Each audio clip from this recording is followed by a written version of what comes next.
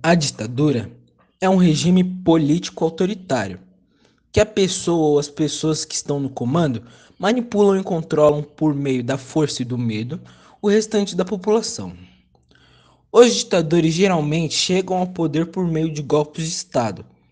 No entanto, o filósofo político Norberto Bobbio afirma que a ditadura moderna é um regime caracterizado pela concentração absoluta do poder e pela subversão da ordem política anterior.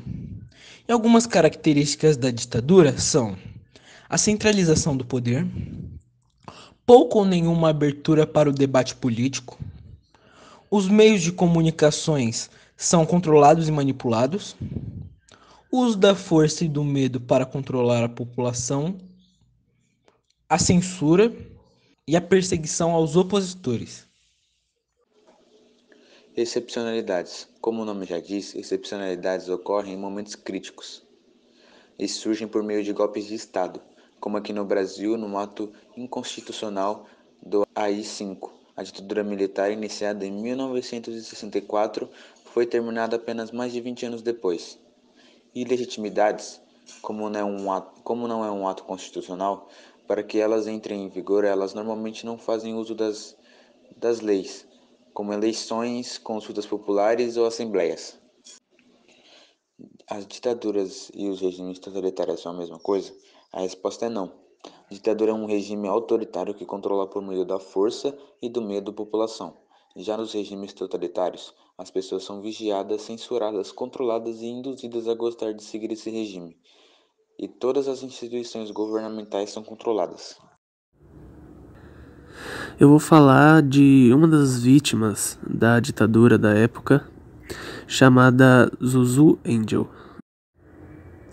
Bom, Zuzu Angel era uma das estilistas mais famosas do Brasil, mas não foi referência apenas na moda. Seu filho Stuart Angel era militante do MR8, que é sigla para Movimento Revolucionário 8 de Outubro, e foi sequestrado por agentes da repressão de 1971.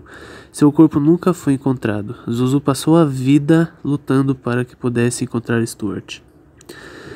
Em 14 de abril de 1976, Zuzu morreu após seu carro ter sido encurralado e capotado à saída do túnel Dois Irmãos, no Rio de Janeiro. Logo levantou-se a hipótese de ter sido uma emboscada para matá-la. Um ano antes, a estilista tinha deixado uma carta a Chico Buarque e outros amigos dizendo, abre aspas, se algo vier a acontecer comigo, se eu aparecer morta por acidente, assalto ou qualquer outro meio, terá sido obra dos mesmos assassinos do meu amado filho. Fecha aspas. O relatório da CNV em 2014 chegou à conclusão de que a morte de Zuzu Angel não foi um acidente e que houve envolvimento dos militares. O túnel onde ela morreu foi renomeado para Túnel Zuzu Angel. Pela primeira vez na história, desde a redemocratização, o Brasil tem um presidente da República que comemora a ditadura militar. Esse ato, que deixou no mínimo 434 mortos e desaparecidos, torturou 20 mil pessoas, censurou a mídia e os meios de exposições artísticas, levou pessoas a fugirem do Brasil, caçou políticos e aumentou a desigualdade social, cerceando a liberdade de expressão. De modo geral, toda a população foi vítima da ditadura, direta ou indiretamente. A população vivia com medo de ir trabalhar honestamente e ser morto na volta, ou por ser suspeito ou por não agradar os militares. O mundo era diferente na década de 60. Os meios de comunicação não eram como o de hoje em dia.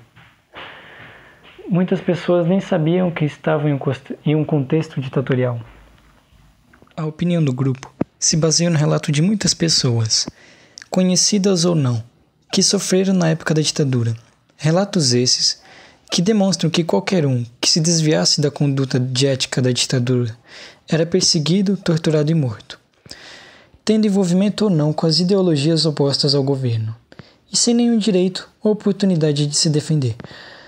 Eles foram mortos friamente e sem chance de defesa. Muitos dos arquivos guardados pelo governo da época davam os mortos como desaparecidos ou alegavam que tinham sido mortos num confronto.